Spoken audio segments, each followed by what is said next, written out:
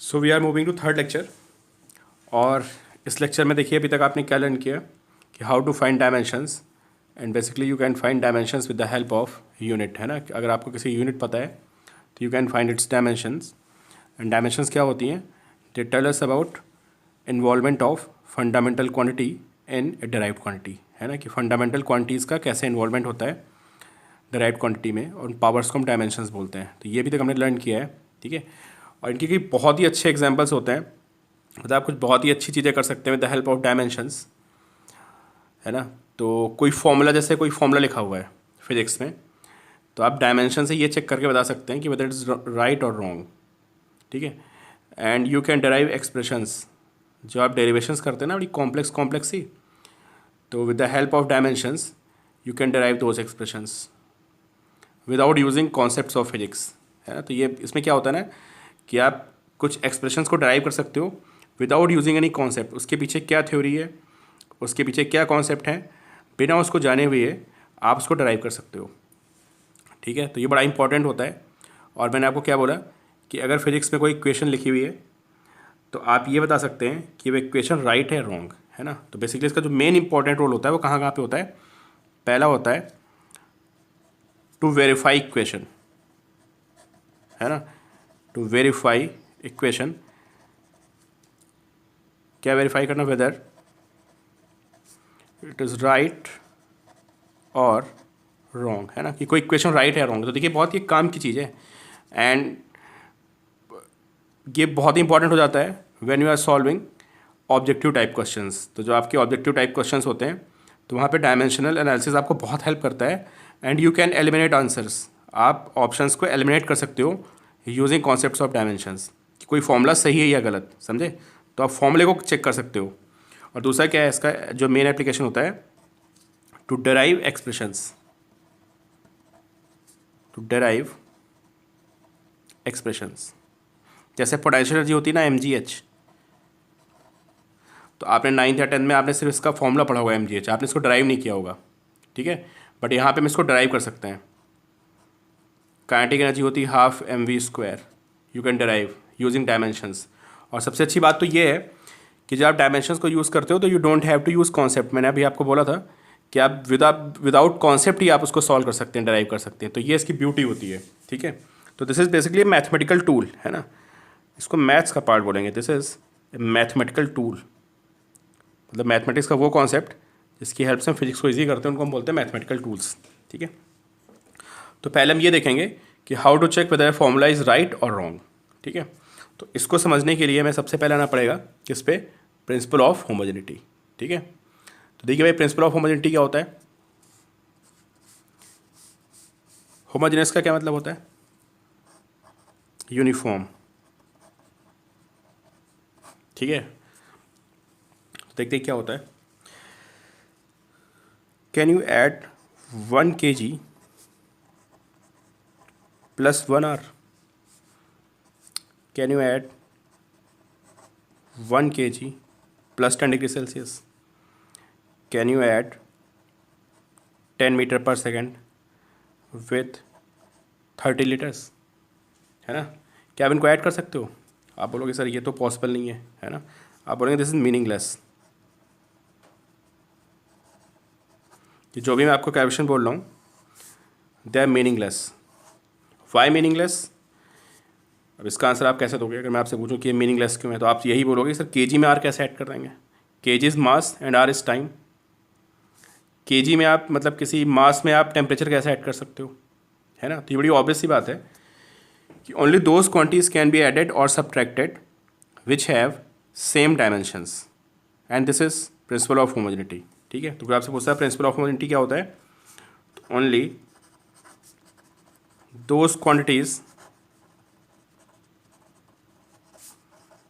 Can be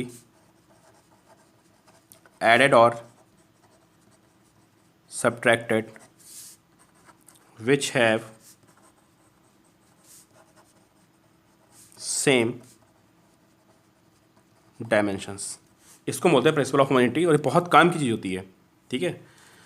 clear हो गया आपको कि आप 1 kg में you can add 5 kg, that makes sense. This is 6 kg, 10 metre per second you can add 20 metre per second and you get 30 metre per second. लेकिन आप different quantities को add नहीं कर सकते, यही हमारा होता है principal of homogeneity.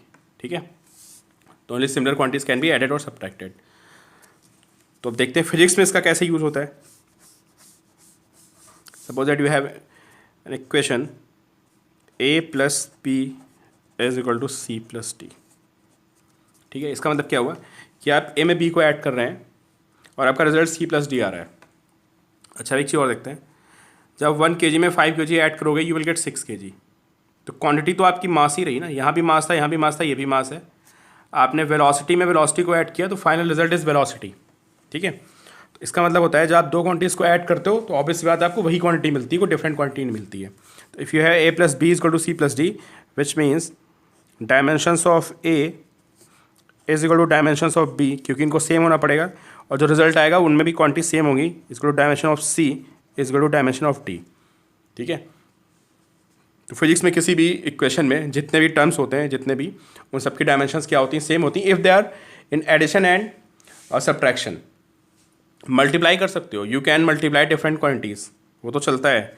For example displacement is velocity into time, तो मल्टीप्लिकेशन डिवीजन डिफरेंट क्वांटिटीज़ का चलता है, बहुत से फॉर्मूले होते हैं ऐसे, है ना।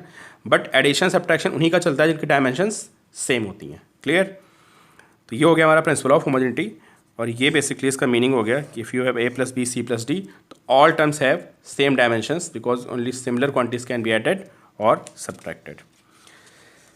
ठीक है, चलिए मैं आपको एक छोटा सा क्वेश्चन देता हूँ पहले, and this one is straight from NCERT. x is a plus B T plus C T square is an equation. Okay, x is displacement,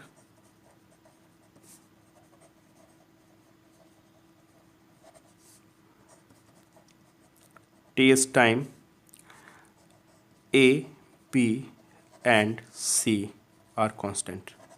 ठीक है, और आपको क्या फाइंड करना है, you have to find dimensions of a, b and c। Find, तो video को आप पॉज करिए and try to find its answer. ठीक है, मैं यहाँ पे सॉल्व करता हूँ। So x is a plus b plus C T square, इसका मतलब a, बी टी और सी टी स्क्वायर की डायमेंशन सेम होगी, क्योंकि आप उन्हीं को ऐड कर सकते हो जिनकी डायमेंशन सेम हो, और जो रिजल्ट आएगा उसकी डायमेंशन भी सेम होगी।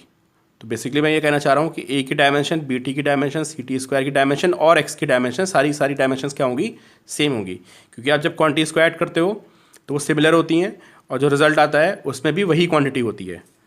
तो आप बोलेंगे कि डायमेंशन, और x की डायमेंशन क्या है बोलिए, x इज डिस्प्लेसमेंट, डिस्प्लेसमेंट मतलब लेंथ, दिस इज l। तो अगर मैं आपसे पूछूं a की डायमेंशन क्या होगी तो आप बोलोगे यार a की डायमेंशन होगी l। फिर आप लिखोगे dimension of B T is equal to dimension of x, dimension of B T is equal to dimension of x। ठीक है, तो what is dimension of b, t को नीचे लाते हैं, x by T. What is x? L by t. So you have LT minus 1. This is dimension of B. ठीक है, and what about C? Similarly, you can say dimension of CT square is equal to dimension of x. ऐसे लिखते हैं, dimension of CT square is equal to dimension of x. So what is C? This is x by t square. And what is x? X is displacement, which is L. T is time, which is t square. So we have LT minus 2. ठीक है, तो एक छोटा सा question हो गया कि आपने इसकी डायमेंशन निकाल दी। अब मैंने आपको क्या बोला कि इसका अल्टीमेट एम क्या होता है, अल्टीमेट एम होता है to verify correctness of a formula, है ना, कि कोई फॉर्मूला करेक्ट है या इनकरेक्ट। तो देखते हैं,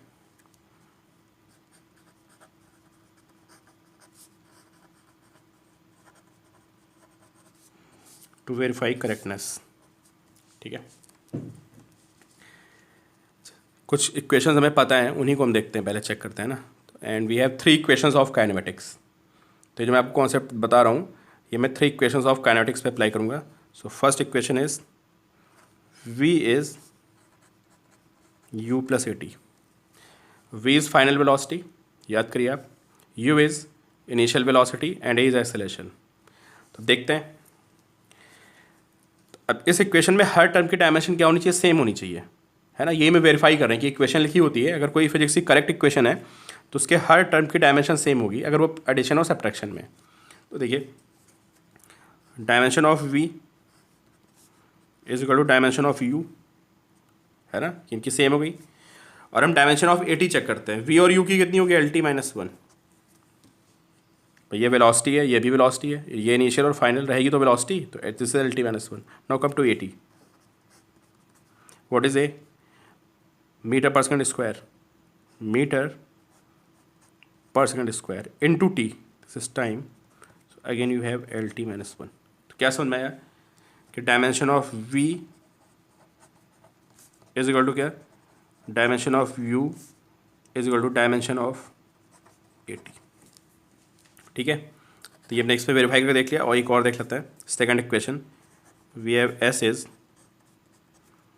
ut plus half at square. ठीक है, number is a dimensionless quantity, मैं आपको बता चुका हूँ कि नंबर की डायमेंशन नहीं होती है। तो पहले चेक करते हैं dimension of s, what is s, s यहाँ पे होता है डिस्प्लेसमेंट, तो डिस्प्लेसमेंट मतलब लेंथ विच इज l। फिर लिखते हैं हम dimension of ut, what is u, velocity, meter per second into time t, again you have l।